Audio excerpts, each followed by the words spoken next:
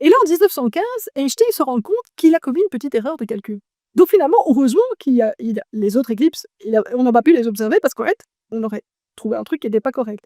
En fait, ce qu'il avait retrouvé, c'était la valeur de la déviation dans le cadre des théories de gravité de Newton. Et puis quand il refait ses calculs en 1915, il se rend compte que non, ça doit être 2 fois plus grand dans les théories de relativité générale.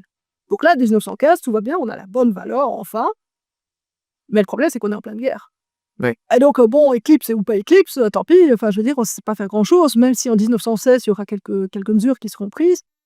C'est pas, enfin, je veux dire, voilà, même en 1918, il y aura aussi quelques mesures, c'est bon, les gars, non, quoi, enfin, voilà, c'est la guerre, quoi. Et là, les Anglais se rendent compte que l'équipe de 1919 est particulièrement favorable parce que, en fait, le soleil va être dans le taureau, et dans le taureau, il y a un amas qui s'appelle les Hyades, et donc ça veut dire qu'il y aura beaucoup d'étoiles. Et donc évidemment, ça marche mieux, que plus on a d'étoiles, plus on va avoir des fusures, mieux ça va être, évidemment.